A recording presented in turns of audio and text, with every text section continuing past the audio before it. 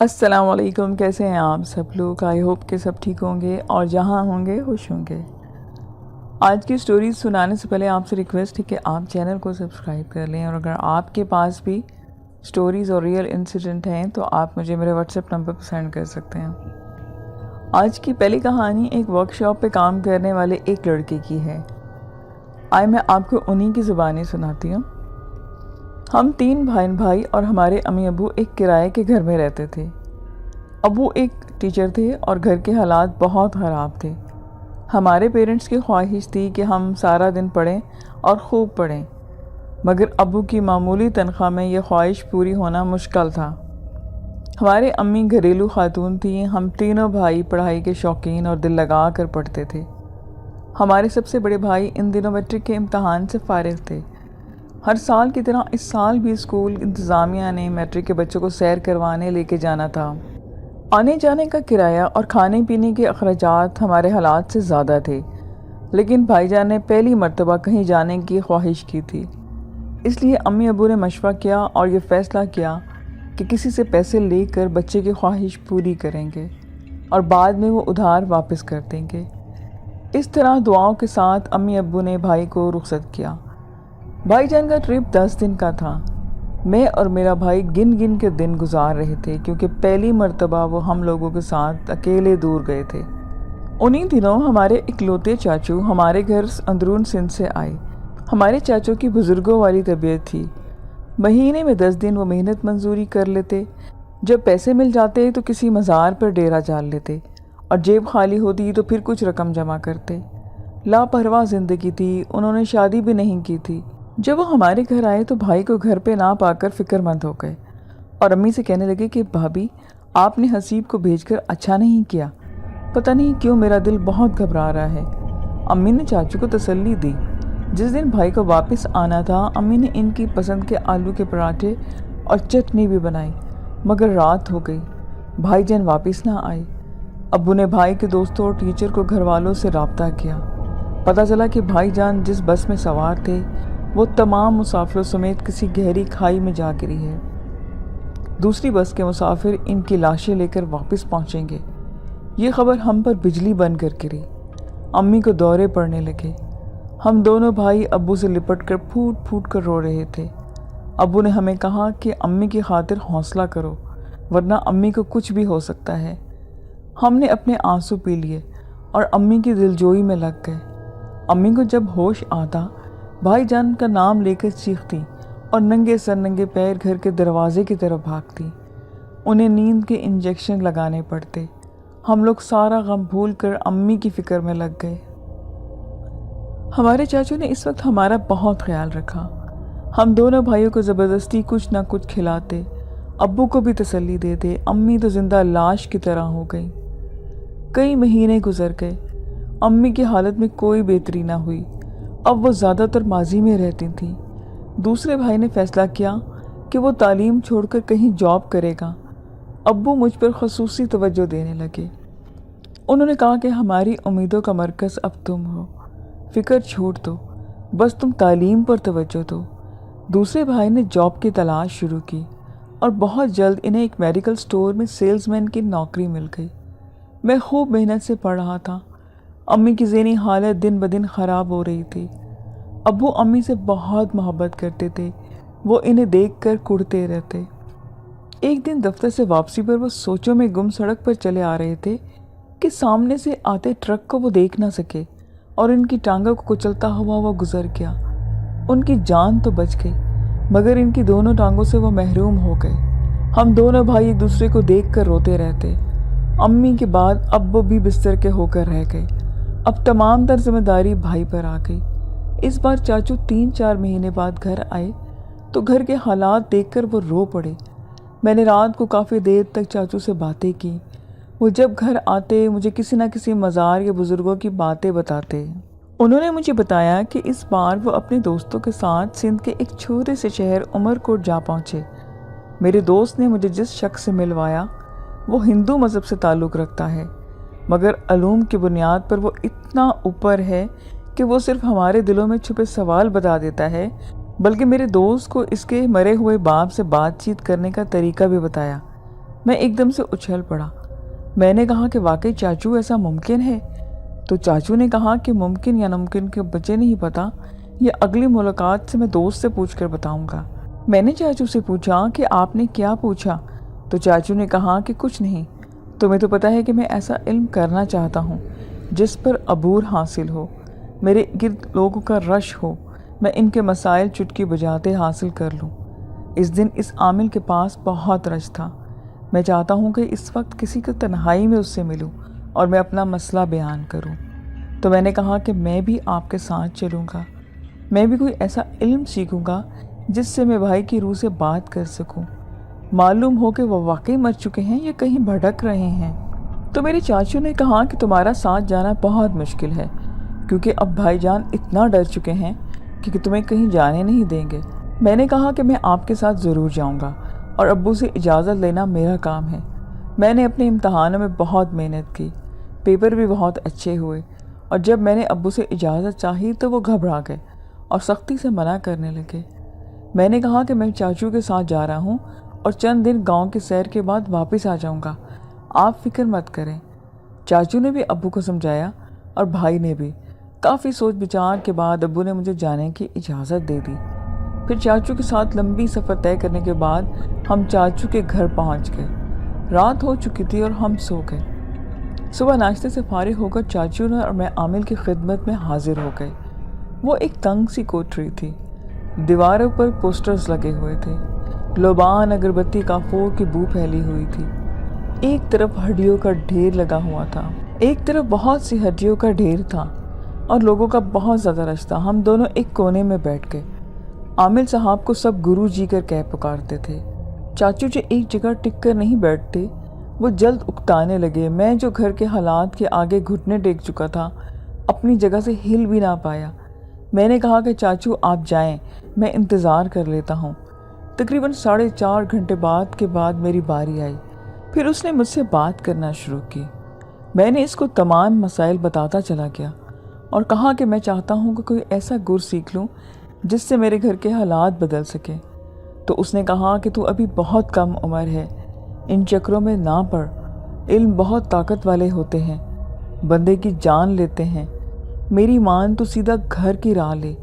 मैंने कहा नहीं गुरुजी, मैं घर से अहद करके निकला था। तो उसने कहा कि आखिरी मर्तबा सोच ले, लगता है तुझे अपनी जान प्यारी नहीं है। मैंने कहा कि आप मेरी उम्र और जिस्म नहीं देखें, मेरा दिल सख्त और दिमाग मजबूत है।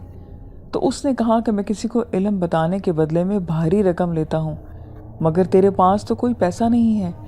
लेकिन जब तू पैसे की शक्ति माँ को काबू कर लेगा तो तू मुझे मुँह मांगी रकम देना। मैंने कहा कि जी क्यों नहीं, अगर मैं अपने मकसद में कामयाब हो गया तो आपको मुँह मांगी रकम दूंगा। उसने कहा कि याद रखिए, एक जलाली और खौफनाक रूह है जो बहुत कम लोगों को काबू में आती है, मगर जिसके कब्जे में आ जाए इसके वारे न्यारे हो जाते हैं। ये ना सिर्फ तुम्हारे कदमों में दौलत के ढेर लगा देगी, बल्कि अगर तुम हुक्म दोगे तो तुम्हारे लापता भाई का भी पता बता देगी, और अगर वो मर गया है तो इसकी रूह से भी बात करवाएगी। फिर मैंने कहा कि गुरुजी मुझे जल्दी बताएं कि मुझे क्या करना होगा। उसने कहा कि एक बार सोच ले लड़के, किसी रूह को काबू करना इतना आसान नहीं। अगर आसान होता तो हर कोई रूह को कब्जे में लेकर लखपति बनकर बैठ जाता। तो बहुत कम उम्र है, इतने मुश्किल हालात का सामना नहीं कर सकेगा। अगर तूने इल्म अधूरा छोड़ दिया तो इसकी ताबा रूहें तुझे जान से मार देंगी, बल्कि तेरे घर के तमाम लोग भी इनकी खुराक बन सकते हैं। तो मैंने कहा कि गुरुजी, मैं जिस किस्म के हालात से गुज़र रहा हूँ, मैं मर भी जाऊँ तो कोई फ़र्क नहीं पड़ेगा, आप जो कहेंगे मैं तैयार हूँ करने को। फिर वो बोला कि तू हमारे मज़हब से ताल्लुक़ नहीं रखता, इसलिए तुझे डबल मेहनत करना पड़ेगी। चाँद की पहली तारीख को किसी अलग थलग जगह या कमरे में बैठकर इस मंत्र को विर्द करना होगा, जो चाँद की 14 तारीख तक चलेगा, और इन 14 दिनों में कुछ खाना नहीं होगा, सिर्फ दूध और पानी पर गुजारा करना होगा। किसी किस्म की गोश्त, सब्ज़ी, अनाज, मछली, मुर्गे, अंडे वगैरह बिल्कुल नहीं खाने। याद रख, सिर्फ दूध और पानी। जितना चाहे जिस वक्त चाहे भूख लगे तो पी सकता है। अगर भूख की शिद्दत से बेकरार होकर कुछ खा बैठा तो अमल टूट जाएगा, तेरी जान भी जा सकती है। सुबह शाम दिन रात इस मंत्र को करना है। किसी लम्हे सो नहीं सकता, آرام نہیں کر سکتا؟ اگر نیند آنے لگے تو چلتے پھرتے ٹہل کر پڑنا ہے، نہ کسی سے ملنا ہے، نہ بات چیت کرنی ہے۔ عمل کے دوران بھیانک چیزیں نظر آئیں گی، بھیس بدل کر تجھے بھٹکائیں گی۔ ذرا سی غفلت تیری جان لے سکتی ہے، ان پر دھیان مت دینا۔ اگر تو ڈر گیا تو جان سے ہاتھ دھو بیٹھے گا۔ 14 تاریخ کو عمل کی تابہ شکتی ماں حاضر ہو جائے گی، وہ اپنی اصلی صورت میں حاضر ہوگی اور وہ پھر تیری غلام بن جائے گی۔ جس وقت جس طریقے سے اسے بلانا ہوگا وہ اپنے آنے کا طریقہ تجھے خود بتائے گی۔ لڑکے اب بھی سوچ لے، مشکل عمل ہے، تو نہیں کر پائے گا۔ جا شاباش، واپس اپنے گھر چلا جا۔ میں نے کہا کہ گرو جی میں یہاں تک آ گیا ہوں تو ناکام نہیں جاؤں گا، آپ مجھے منتر بتائیں۔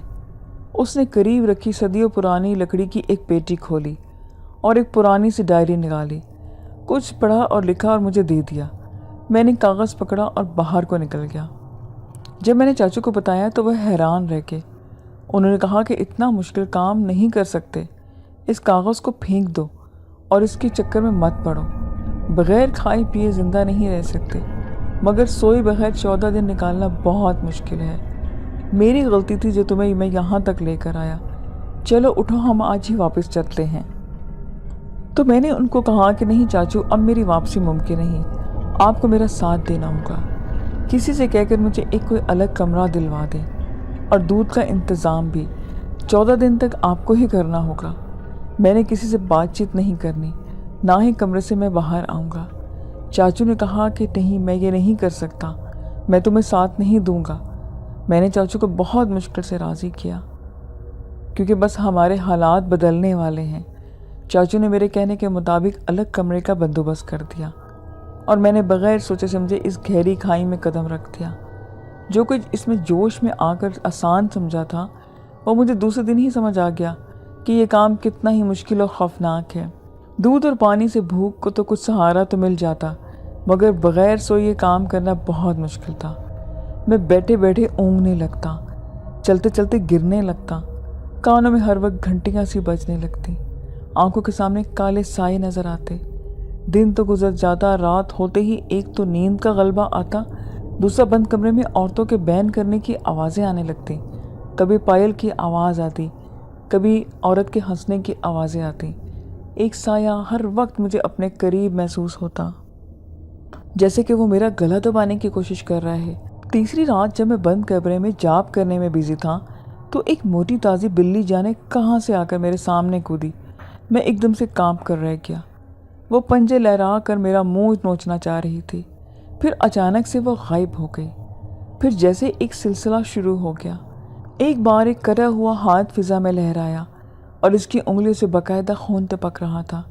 خوف سے میرا دل بند ہونے لگا، مگر میں نے زبان نہیں روکی۔ چھٹے دن میری ہمت جواب دے گئی۔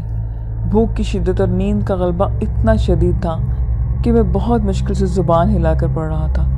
چاچو دودھ کا جگ بھر کر دروازے بجا کر دیتے۔ دن 4 گھونٹ پی کر مجھے ابکائی آنے لگتی۔ دل چاہتا کہ اپنے چھوٹے سے کچن میں جاؤں، بے شک سوکھی روٹی بھی مل جائے۔ چھٹی رات ایسا لگ رہا تھا کہ سیاہ آنکھوں والی بلا چھٹی رات تو مجھے ایسا لگ رہا تھا کہ سیاہ چہرے اور آنکھوں والی بلا جس کا پورا خاندان میرے کمرے میں بھر گیا، ایک سے بڑھ کر ایک سیاہ بھیانک چہرہ کے لفظوں میں بیان نہیں کر سکتا۔ ان کی چیخوں نے پورا کمرہ سر پر اٹھا لیا۔ میں نے اپنے حواس قائم رکھے، مگر بھوک اور نیند کی شدت نے اتنا مجھے نڈھال کر دیا تھا کہ میں دونوں ہاتھوں سے چکراتے سر کو پکڑے نڈھال ہو کر نیچے گر پڑا۔ صرف ایک لمحے کو میں جاپ سے غافل ہوا اور میری زبان رک گئی۔ بس کمرے میں ایک دم سے بھونچال آ گیا۔ سیاہ چہرے والی بلاؤں نے مجھے گردن سے دبوچ کر زمین پر پھینک دیا۔ میری چیخیں نکل گئیں۔ پھر یہ سلسلہ چڑھ پڑا۔ کئی ہاتھ مجھے دبوچتے اور فٹ بال کی طرح اٹھا کر زمین پر پھینک دیتے۔ میری چیخوں سے کمرہ گونجنے لگا۔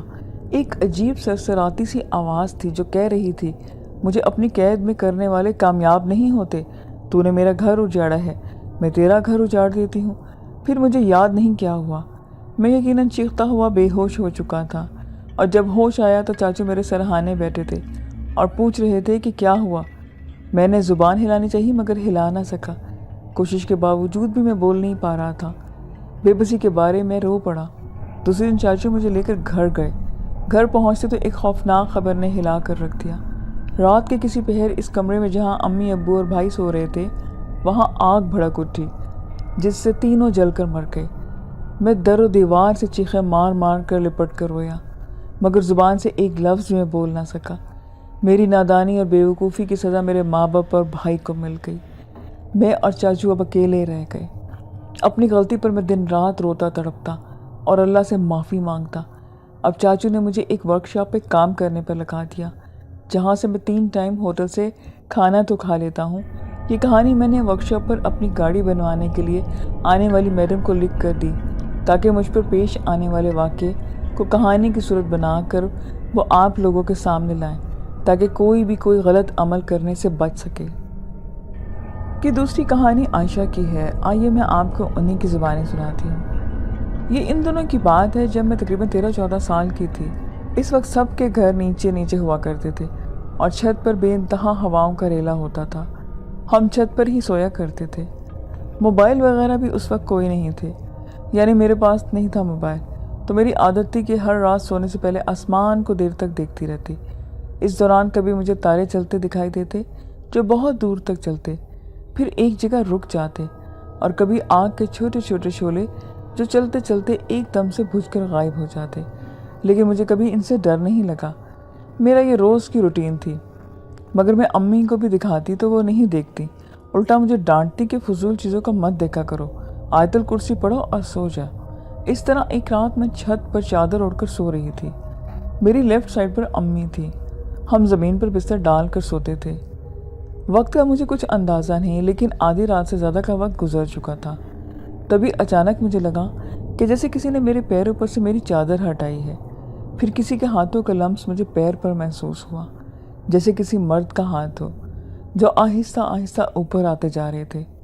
تبھی میں نے گھبرا کر آنکھیں کھولی اور یہ دیکھ کر مجھے شدید حیرت ہوئی کہ میرے آس پاس کوئی بھی نہیں تھا، اور نہ ہی مجھے ایسا فیل ہوا کہ کوئی ہے، اور میری آنکھ کھلنے پر وہ بھاگ گیا ہو۔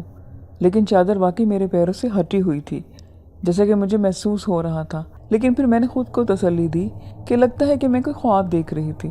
میں نے خود کو بہلایا اور میں سیدھی چپ چاپ لوٹ کر سو گئی، اس لیے کہ جیسے میں خواب دیکھ رہی ہوں۔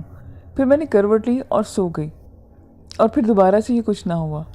میں نے اپنی امی کی طرف کروٹ لی تھی جو میری لیفٹ سائڈ پر تھی، اور میں پھر سے چادر اوڑھ کر سو چکی تھی۔ میں امی کی طرف کروٹ لے کر سو رہی تھی۔ ابھی کچھ لمحے ہی گزرے ہوں گے کہ مجھے پھر وہی ہاتھوں کا لمس اپنی بیک پر محسوس ہوا، جیسے کوئی غلط طریقے سے چھوتا ہے۔ ایسا احساس ہوا مجھے وہ ہاتھ تیزی سے بیک سے آگے کی طرف آنے لگا۔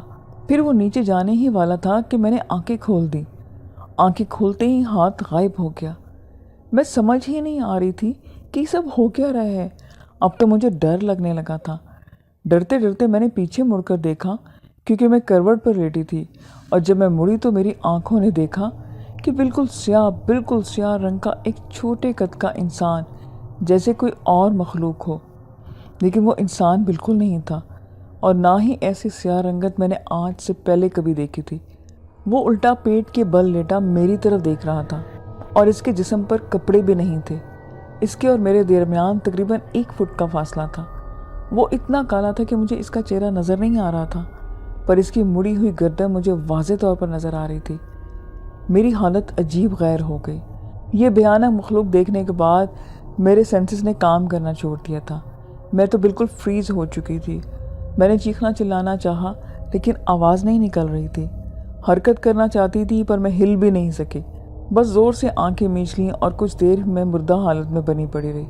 اب کچھ لمحے بعد جب میں نے دوبارہ آنکھیں کھولی تو سامنے کوئی نہیں تھا اور بستر خالی تھا۔ وہ رات آنکھوں میں میری کٹی۔ مجھے نہیں پتا کہ وہ کیا تھا، لیکن وہ انسان ہرگز نہیں تھا۔ پھر کئی راتوں میری بے چینی میں گزری۔ رات ہوتے ہی مجھے ڈر لگنا شروع ہو جاتا، لیکن میں نے یہ بات امی کو نہیں بتائی آج تک۔ بس عجیب سا لگتا، کیونکہ وہ جو بھی تھا اس نے مجھے ڈرانے کی طرح نہیں ڈرایا، بلکہ بہت ہی کچھ غلط کرنا چاہا جو میں نے امی کو ہرگز بتانے کی ہمت نہیں کی۔ لسنرز، یہ آج کی سٹوریز تھیں۔ آئی ہوپ کہ آپ کو اچھی لگے ہوں گی۔